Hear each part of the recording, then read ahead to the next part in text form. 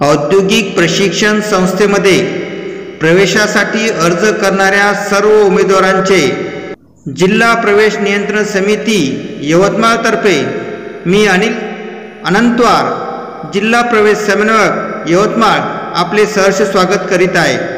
आपण सर्वांनी औद्योगिक प्रशिक्षण संस्थेमध्ये प्रवेशासाठी अर्ज केलेले आहे, परंतु काही विद्यार्थ्यांच्या अर्जामध्ये चुका झाल्यामुळे प्रवेश रद्द होत आहे। त्यासाठी शासनाने प्रवेशात दुरुस्ती करण्याची संधी उपलब्ध करून दिलेली आहे, तरी सर्वांनी या संधीचा लाभ घ्यावा। प्रवेशात अर्ज दुरुस्ती कशी करायची याबाबत थोडक्यात माहिती मी आपणास देतो। औद्योगिक प्रशिक्षण संस्थेमध्ये प्रवेशासाठी अर्ज केलेल्या सर्व उमेदवारांना सूचना की आपण आपला रजिस्टर ID लॉग इन करून पासवर्ड टाकून आपण आपला अर्ज भरलेला आहे आणि आपण अर्ज भरल्यानंतर शेवटी पूर्ण प्रक्रिया पूर्ण केल्यानंतर आपल्याकडे अर्जाची प्रिंट मिळते। आलेल्या अर्जाची प्रिंट तपासून घ्यावी। ही प्रिंट भरलेली माहिती बरोबर आहे किंवा नाही ते कशी तपासावी याबाबत मी थोडक्यात सांगत आहे। या ठिकाणी आपल्या समोर confirm application form ITI admission 2020 दिसत आहे, म्हणजेच हा आपला प्रवेशाचा अर्ज होईल। त्यानंतर त्याखाली आपल्या ठिकाणी 10th standard exam detail 10th standard exam detail म्हणजेच आपण 10वीचा म्हटलं असलेला आपण 10वीचा पूर्ण डाटा त्या ठिकाणी लिहायचा आहे। 10th standard exam board detail म्हणजेच आपण शिकलेल्या शाळेचा स्टेट बोर्डचे नाव, आपण जर महाराष्ट्र स्टेट बोर्डमध्ये असेल तर महाराष्ट्र स्टेट बोर्डचं नाव येईल, CBSE शिकले असेल CBSEचं बोर्ड CBSE येईल, किंवा इतर बोर्डातील असेल त्या ठिकाणी इतर बोर्डाचं नाव येत असते। तशाच प्रकारे आपला रोल नंबर, त्याच्यानंतर आपली मूळ TC वरून आपली जन्मतारीख तपासून घ्यावी आणि प्रवेशासाठी मूळ TC आवश्यक आहे याची सर्वांनी नोंद घ्यावी। तसंच आपण आपल्या मूळ गुणपत्रिका व TC वर असणारेच नाव या ठिकाणी अर्जावर प्रिंट झाले किंवा नाही याची खात्री करून घ्यावी। त्यानंतर या ठिकाणी आपल्याला खाली आपल्याला या ठिकाणी कॅन्डिडेट प्रोफाईल डिटेल आहे, या ठिकाणी आपल्याला सरनेम नेम या सर्व गोष्टी लिहिलेली माहिती बरोबर आहे की नाही हे आपण तपासायची आहे। त्यानंतर आपल्या खाली ॲड्रेस डिटेल म्हणजे आपल्या घराचा पत्ता या ठिकाणी बरोबर लिहिला आहे की तपासावा। त्यानंतर पॅरेंट अँड गार्डियन डिटेल म्हणजे आपल्या आपल्या पालनकर्त्याचे नाव या ठिकाणी आलेले पाहिजे। त्यानंतर खाली या ठिकाणी फादर्स डिटेल आहे, मदर्स डिटेल आहे, या गोष्टी बरोबर आहे की नाही तपासाव्या। या सर्व गोष्टी तपासणी झाल्यानंतर आपल्यासमोर दिसतं डिफेन्स कॅटेगरी डिटेल। जर आपण डिफेन्स कॅटेगरी डिटेलचं रिझर्वेशन घ्यायचं असेल त्याचं प्रमाणपत्र असेल आणि या ठिकाणी तरच या ठिकाणी या DU बिलॉंग डिफेन्स कॅटेगरी येणे आलेला आहे, म्हणजे या ठिकाणी हा विद्यार्थी डिफेन्स कॅटेगरीचा नाही।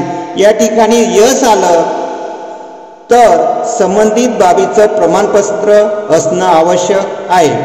त्यानंतर person with disable category detail म्हणजेच उमेदवार अपंग असेल तरच या ठिकाणी यस लिहायचं, अन्यथा यस लिहायचं नाही। या ठिकाणी DU belong person with disable category येणे आहे, म्हणजेच हा उमेदवार अपंग नाही आहे। आणि या ठिकाणी जर यस असेल तर आपल्याला संबंधित बाबीचं प्रमाणपत्र आपल्याकडे असणं आवश्यक आहे। आणि डिसेबल पर्सेंटेज आहे, डिसेबल पर्सेंट आपल्याला 40% किंवा त्यापेक्षा जास्त पाहिजे। कमी पर्सेंट असेल, कमी पर्सेंटचं प्रमाणपत्र असेल आणि या ठिकाणी चुकून जास्त लिहिलं तर अशा वेळी त्याचा प्रवेश नाकारला जातो, याची सर्वांनी नोंद घ्यावी। तशाच प्रकारे खाली दिलेल्या बघा अदर डिटेलमध्ये दिलेलं आपण की आपल्याला आपण अदर ॲक्टिव्हिटी काय केलेलं आहे, आपल्याला इंटरमिडिएट ड्रॉइंग पास ते आपण ही इंटरमिडिएट ड्रॉइंग परीक्षा पास असेल आणि आपल्याकडे प्रमाणपत्र असेल तरच या ठिकाणी यस लिहावे, अन्यथा NA लिहावे। यस लिहिलं तर त्या ठिकाणी आपल्या गुणाधिक्यामध्ये 10 मार्क वाढतात आणि 10 मार्क वाढल्यानंतर ज्यावेळेस आपण प्रवेशासाठी येतो आणि सर्टिफिकेट नसल्यामुळे 10 मार्क कमी केले तर या ठिकाणी आपला प्रवेश रद्द होतो। तशाच प्रकारे एक्स्ट्रा करिक्युलर ॲक्टिव्हिटीमध्ये MCC जर प्रमाणपत्र असेल, NCC प्रमाणपत्र असेल, स्काउट गाईड असेल तरच अशा वेळी ठिकाणी त्याचा उल्लेख करावा, अन्यथा NA लिहावे। बरेचसे विद्यार्थीचे आम्ही अर्ज चेक केले तर आम्हाला असं लक्षात आलं की विद्यार्थ्याकडे प्रमाणपत्र नसतात आणि त्या ठिकाणी त्यांनी MCC NCC स्काउट गाईड लिहिल्यामुळे त्याचे 10 मार्क वाढतात। MCC साठी त्याचं ग्रेड A किंवा Bचं प्रमाणपत्र आवश्यक आहे. MCC साठी 8वी व 9वीचे MCCचे प्रमाणपत्र आवश्यक आहे. तसंच स्काउट गाईडचे प्रमाणपत्र किंवा त्याचे कोड असतात. NCCचा कोड आहे, NCCचा कोड P3 किंवा 76 असणे, मार्कलिस्ट असणे आवश्यक आहे किंवा AB सर्टिफिकेट असणे आवश्यक आहे. तशाच प्रकारे स्काउटचा कोड आहे P2 किंवा 74 किंवा 75 नसेल मार्कलिस्ट असणे आवश्यक आहे, नसेल तर संबंधित प्रमाणपत्र आवश्यक आहे. तसेच सिव्हिल डिफेन्सचा कोड आहे P584 याचा उल्लेख मार्कलिस्ट असायला पाहिजे किंवा संबंधित प्रमाणपत्र आवश्यक आहे. नंतर आहे स्पोर्ट कॅटेगरी. स्पोर्ट कॅटेगरीमध्ये म्हणजेच आपण जिल्हास्तरीय, राज्यस्तरीय, राष्ट्रीयस्तरीय स्पर्धा खेळले असाल तरच त्या ठिकाणी यश लिहायचं आहे. आणि आपण खेळलेल्या सर्टिफिकेटवर राज्य शासनाचा कर्मचारी म्हणजेच क्रीडा अधिकारी किंवा जिल्हा क्रीडा अधिकारी किंवा राज्य क्रीडा अधिकाऱ्याची सही असलेलेच प्रमाणपत्र ग्राह्य धरल्या जाते. इतर स्पर्धा असलेले परीक्षा प्रमाणपत्र ग्राह्य धरल्या जात नाही, याची सर्वांनी नोंद घ्यावी. सर्वात महत्त्वाचे असोसिएशनचे प्रमाणपत्र या ठिकाणी लागू होत नाही. तरी ज्यांच्याकडे जिल्हा क्रीडा अधिकारी किंवा राज्य क्रीडा अधिकारी यांची सही असलेले प्रमाणपत्र असेल तरच त्या ठिकाणी प्रमाणपत्र या ठिकाणी या स्पोर्टमध्ये यश लिहावे, अन्यथा NA लिहावे. नॉट ॲप्लिकेबल, NA म्हणजेच नॉट ॲप्लिकेबल. त्यानंतर पुढचा भाग आहे candidate pass government approve recognise borstal school. आपल्याकडे या ठिकाणी असे उमेदवार फार कमी प्लस असतात, ते जर बोस्टर स्कूलून पास झाले असेल तर यश लिहायचं, अन्यथा NA लिहायचं आहे, नाही लिहायचं आहे या ठिकाणी. त्याच्यानंतर या ठिकाणी पुढचा भाग आहे previous ITI detail. Previous ITI detail म्हणजे आपण यापूर्वी ITIची पास आहे का. सर्वात महत्त्वाचं, मागील वर्षी परीक्षेला बसलेले, मागच्या वर्षी ॲडमिशन घेतलेल्या मुलांची परीक्षा न झाल्यामुळे आणि त्या विद्यार्थ्यांना यावर्षी प्रवेश घेता येत नाही.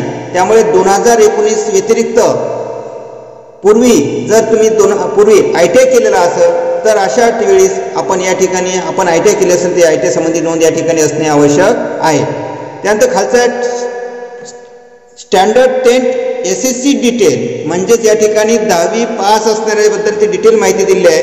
या ठिकाणी school location detail. School location detail म्हणजे स्कूल लोकेशन म्हणजे महाराष्ट्रामध्ये आहे आणि स्कूल डिस्ट्रिक्ट जो काही तुम्ही ज्या शाळेत शिकलेले आहे त्या शाळेचा जिल्ह्याचीच नाव त्या ठिकाणी आलं किंवा नाही ही खात्री करून घ्यायची आहे. कारण या ठिकाणी यावर्षी आपल्या प्रवेश प्रक्रियेमध्ये जिल्ह्यातील मुलांना 70% आरक्षण आहे आणि जिल्ह्याबाहेरील मुलांना 30% आहे. आणि जर आपलं सिलेक्शन जिल्ह्यातील मुलामधून झालं, आपण बाहेर जिल्ह्यात शिकलेला असेल तरी सुद्धा आपला प्रवेश रद्द होतो.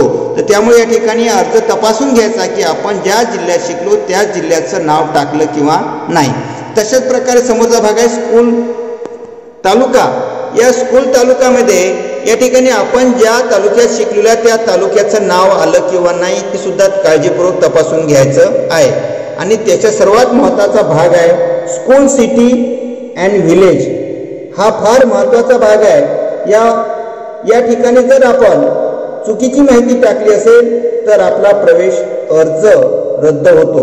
या ठिकाणी स्कूल सिटी व्हिलेजमध्ये या ठिकाणी एक उदाहरण दाखवतो तुम्हाला. या ठिकाणी यवतमाळ आहे आणि यवतमाळमध्ये सुद्धा ग्रामीण भागातलं शिकला असेल तर यवतमाळ टाकू शकतो, परंतु यवतमाळ, पुसद, उंबरखेड, वणी बरेचसे गाव असे या ठिकाणी तीन ऑप्शन आहे.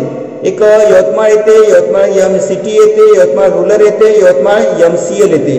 तर जे विद्यार्थी यवतमाळ शहरातून शिकलेले आहेत त्यांनी या ठिकाणी यवतमाळ MCLच लिहायचं आहे. या ठिकाणी जर आपण यवतमाळ लिहिलं तरी अर्ज आपला ग्रामीणमध्ये जातो, यवतमाळ सिटी लिहिलं तरी ग्रामीणमध्ये जातो. तर यवतमाळ ही शहर असल्यामुळे या ठिकाणी नगरपालिका असल्यामुळे या ठिकाणी यवतमाळ MCL लिहिणं आवश्यक आहे. आणि या ठिकाणी MCL न लिहिल्यामुळे या ठिकाणी आपल्या गुणाधिक्यामध्ये ग्रामीणचे मार्क वाढतात आणि अशा वेळी आपला प्रवेश रद्द होतो. तर आजपर्यंत चुका झालेल्या आहे, परंतु आता आपल्याला वेळ चूक दुरुस्त करण्यासाठी, आपल्या सुधारण्यासाठी आपली संधी मिळालेली आहे. तर सर्वांनी या ठिकाणी स्कूल सिटी अँड व्हिलेजच्या ठिकाणी शहरात शिकलं असेल, नगरपालिका असेल त्या गावाला, तर त्या ठिकाणी त्या गावाच्या नावासमोर MCL म्युन्सिपॅलिटी कॉर्पोरेशन लिमिटेड असं लिहिलेलं आवश्यक आहे. आणि आपण जर समजा म्युन्सिपल कॉर्पोरेशन लिमिटेड शहरात शिकलेले आहे आणि या ठिकाणी लिहिलं नाही, ग्रामीणचे मार्क मिळाले, तर अशावेळी तुम्हाला प्रवेश देण्यात येणार नाही. कारण यामुळे आपल्या गुणाधिक्य म्हणजे 10 मार्क वाढतात आणि या ठिकाणी कॉम्पिटिशन खूप आहे. एका अर्ध्या मार्काचे एक मार्काच्या फरक असणारे ते 10, 4, 4, 5, 5 विद्यार्थी आहे. 10 मार्क केले म्हणजे कमीत कमी 40 ते 50चा आपला मेरिट मागं सरकतो. तर त्यासाठी आता झालेल्या चुका दुरुस्त करण्यासाठी संधी मिळाली आहे. त्या ठिकाणी यवतमाळ सिटी व्हिलेजमध्ये यवतमाळच्या समोर MCL लिहिणं आवश्यक आहे. तर हे आपल्याला माहीत नसेल तर संबंधित संस्थेमध्ये फोन करून विचारायचं या ठिकाणी की हा एरिया कुठे येतो, काय येतो, माहिती घ्यायची आहे. तसंच आपलं स्कूल डिरेक्टरीमध्ये ग्रामीण आणि शहरी शाळा कोणत्या आहे याची सुद्धा माहिती दिलेली आहे. हा भाग महत्त्वाचा आहे. याच्यामध्येच बरेचसे विद्यार्थी रिजेक्ट होतात म्हणून या ठिकाणी एवढं स्पष्टीकरण देऊन सांगितलेलं आहे. त्याच्यानंतर या ठिकाणी आपण स्कूल लोकेशन कॅटेगरी महाराष्ट्रामध्ये आहे. Do you belong national open school, national open स्कूलमध्ये केलं असेल तर यस लिहायचं, अन्यथा NA करायचं आहे. त्यानंतर do you belong blind and handicap school, अंध अपंगमध्ये शिकले असाल तर त्या ठिकाणी या ठिकाणी यस येईल, अन्यथा या ठिकाणी NA येईल. अशाच प्रकारे या ठिकाणी R you 10th SSC pass हा सुद्धा भाग फार महत्त्वाचा आहे. बरेचसे विद्यार्थी या ठिकाणी चुकून नो करतात. नो केल्यानंतर पुन्हा त्याला नाही 10वी पासचे ट्रेड ओपन होत नाही. तर आपण अर्जामध्ये आपण SSC पास यस किंवा केलं किंवा नाही याची खात्री करून घ्यायची आहे. त्याच्यानंतर पुढचा भाग आहे have you technical subject at 10th SSC. याचा अर्थ असा होतो की तुम्ही 10वीमध्ये शिकत असताना टेक्निकलचा सब्जेक्ट घेतला होता का, आणि टेक्निकल सब्जेक्ट घेतला असेल, टेक्निकल 10वीला असेल तरच या ठिकाणी SSCच्या ठिकाणी NAच्या ठिकाणी तुम्हाला या ठिकाणी यस लिहायचं आहे. परंतु आपण टेक्निकल कोणत्या विषयातून केलं हे सुद्धा फार महत्त्वाचं आहे. तर यासाठी आपल्या शासनाने तांत्रिक विषय ठरवून दिलेले विषय आहे. एक आहे मल्टी स्किल फाउंडेशन कोर्स, दुसरा आहे ऑटोमोबाईल, तिसरा आहे इलेक्ट्रिकल टेक्नॉलॉजी, चौथा आहे मेकॅनिकल टेक्नॉलॉजी, त्यानंतर पुन्हा इलेक्ट्रॉनिक्स टेक्नॉलॉजी. हे 5च विषय आहे या ठिकाणी. आणि या ठिकाणचे त्याचे कोड सुद्धा मल्टी स्किल फाउंडेशन कोर्सचा कोड आहे V1 किंवा 81, मेकॅनिकल टेक्नॉलॉजीचा कोड आहे 92 किंवा V2, इलेक्ट्रिकल टेक्नॉलॉजीचा कोड आहे 91 किंवा V3, इलेक्ट्रॉनिक टेक्नॉलॉजीचा कोड आहे 93 किंवा V4. तशाच प्रकारे शेवटचा ऑटोमोबाईलचा कोड आहे 82. या तांत्रिक विषयातूनच 10वी पास झाले असेल तरच त्या ठिकाणी यस लिहायचं आहे, अन्यथा NA किंवा नॉट ॲप्लिकेबल लिहायचं आहे. त्याच्या खाली standard 10th SSC mark detail, standard 10th SSC mark detail. या ठिकाणी बघा तुम्हाला दिसेल या ठिकाणी सब्जेक्ट दिसते, मराठी आहे, हिंदी आहे, इंग्लिश आहे, सोशल सायन्स आहे, मॅथमॅटिक्स आहे, सायन्स आहे आणि टेक्निकल सब्जेक्ट आहे. मग या ठिकाणी एकूण 6 सब्जेक्ट दिलेले आहेत. 1, 2, 3, 4, 5, 6, 7 सब्जेक्ट दिलेले आहेत. आपल्याला टेक्निकल असेल तर अशा वेळेस या ठिकाणी 7 सब्जेक्ट येईल, अन्यथा 6 विषयाचेच मार्क येईल. थोडक्यात सांगायचं, आपल्या 10वीच्या मार्क लिस्टवर जितक्या विषयाचे मार्क आहे तितक्या विषयाचे एकूण मार्क भरले गेले किंवा नाही, आउट ऑफ म्हणजे 100 पैकी आहे, 150 पैकी जे काय असेल, काही जुन्या मार्क लिस्टवर 150 पैकी सुद्धा मॅथमॅटिक्सचे मार्क आहे. तर त्या जुनी मार्क लिस्ट त्या ठिकाणी जे काही मार्क आपल्याला आउट ऑफ असेल म्हणजे ज्या मार्क पूर्ण एकूण मार्कापैकी तेवढ्या मार्काची नोंद झाली किंवा नाही, आणि आपल्याला मिळाले ऑप्टेन म्हणजे मिळालेले मार्क, आपल्याला मिळालेले मार्क बरोबर लिहिल्या गेले किंवा नाही हे तपासून घ्यायचं आहे. जसं या ठिकाणी मराठीमध्ये 100 पैकी 66, हिंदीमध्ये 100 पैकी 49, इंग्लिशमध्ये 100 पैकी 54, सोशल सायन्समध्ये 54, 100 पैकी 55, मॅथमॅटिक्समध्ये 100 पैकी 36. काही या ठिकाणी काय होतं, विद्यार्थी 150 पैकी असतो आणि त्या ठिकाणी तो काय करतो 100 पैकी लिहितो आणि अशा वेळेस त्याचं पर्सेंटेज घटते आणि अशा वेळेस त्याचा प्रवेश नाकारला जातो. तर कृपया जुन्या विद्यार्थ्यांनी मॅथमॅटिक्स आणि सायन्सचे मार्क 100 पैकी आहे की ना खात्री करा. 150 पैकी असेल 150 पैकी लिहायचं आहे आणि जेवढे मार्क, जेवढ्या विषयाचे मार्क आपल्या गुणपत्रिकेवर आहे तेवढ्याची बरोबर नोंद झाली किंवा नाही. तशाच प्रकारे आपल्या गुणपत्रिकेवर एकूण मार्क 600 पैकी 300 या ठिकाणी दिला आहे तर ते जुळते की नाही याची खात्री करायची आहे. आणि जे काही विषयाचे मार्क आपल्याला मिळाले 6 विषयाचं 5 असो 7 असं, तर त्या ठिकाणी त्याचं कन्व्हर्शन कॉम्प्युटर आपण ऑटोमॅटिक त्याच्यामध्ये काय करतो 500 करतो. मग या ठिकाणी 600 पैकी 309 मार्क आहे, याचं रूपांतर कॉम्प्युटरने केलं आहे 500 पैकी 257.50. तर याच्या ठिकाणी अशा प्रकारे याचं कन्व्हर्शन केलं आहे. आता या ठिकाणी जर या ठिकाणी झाल्यानंतर चेक केल्यानंतर पुढचा भाग येतो ॲडिशनल वेटेज. ॲडिशनल वेटेज म्हणजे गुणाधिक्य. पहिला आहे पासिंग इंटरमिडिएट ड्रॉइंग एक्झामिनेशन. वर जर आपण यस केलं असेल तर या ठिकाणी 10 मार्क वाढतात. वर participate in extra activity NCC MCC scout guide प्रमात्र यस दिलं असेल तर या ठिकाणी 10 मार्क वाढतात. त्यानंतर पार्टिसिपेट इन स्पोर्ट, आपण जर जिल्हा स्पर्धा, राज्य स्पर्धा, ग्रामीण स्पर्धा साठी यस केलं असेल तर 10 मार्क, 10, 15 आणि 25 असे मार्क वाढतात. मोस्टर स्कूलमध्ये विद्यार्थी शिकला असेल त्याचे सुद्धा 20 मार्क वाढतात. त्यानंतर स्कूल इन रूरल एरिया हा फार महत्त्वाचा आहे. आता या बघा, या ठिकाणी या विद्यार्थ्यांनी यवतमाळ लिहिलं होतं आणि या ठिकाणी स्कूल इन रूरल एरियामध्ये 10 मार्क वाढलेले आहे. परंतु या ठिकाणी ॲडिशनल वेटेजमध्ये कोणतेही मार्क वाढले तर त्या मार्कासंबंधित प्रमाणपत्र आपल्याजवळ आहे किंवा नाही खात्री करायची आहे. आणि जर आपल्याकडे प्रमाणपत्र नसेल तर अशा वेळी त्या ठिकाणी त्या प्रमाणपत्रासमोर नो करायचा आहे किंवा NA करायचा आहे. ॲटोमॅटिक या ठिकाणी वर जर तुम्ही त्या ठिकाणी एक्स्ट्रा ॲक्टिव्हिटीमध्ये नो केलं तर या ठिकाणचे मार्क कमी होतात आणि ॲटोमॅटिक तुमचा अर्जची दुरुस्ती होते. स्कूल इन रूरल एरिया आल्यानंतर त्या विद्यार्थ्यांनी आपण शिकलेली शाळा शहरी आहे किंवा नाही याची खात्री करून घ्यायची आहे. आणि चूक असेल तर आपण पुन्हा नेट कॅफेवर जाऊन त्या ठिकाणी आपली दुरुस्ती करायची आहे. शहरात शिकलेली शाळा, थोडक्यात सांगायचं म्हणजे ज्या शाळा नगरपालिकेच्या हद्दीत येतात त्या शाळांना त्या ठिकाणी त्या शाळेच्या गावाच्या नावासमोर MCL लिहून येते, म्युनिसिपल कॉर्पोरेशन लिमिटेड. जर आपण शहरामध्ये शिकलेलो आहोत, उदाहरणार्थ तुम्हाला सांगतो यवतमाळ, पुसद, वणी, दारवा, दिग्रस, उंबरखेड या सर्व शाळा शहरीमध्ये येतात आणि याच गावामध्ये शिकण्या सर्व शाळा शहरीमध्ये असल्यामुळे या ठिकाणी स्कूल इन रूरल एरियामध्ये आला असेल, 10 मार्क वाढले असेल तर अशा विद्यार्थ्याचा प्रवेश नाकारला जातो. याची सर्वांनी नोंद घ्यावी. हा भाग फार महत्त्वाचा आहे. आणि याच्यामध्ये बऱ्याच ठिकाणी चुका झाल्यामुळे बऱ्याचशा उमेदवाराचा प्रवेश रद्द करण्यात आलेला आहे.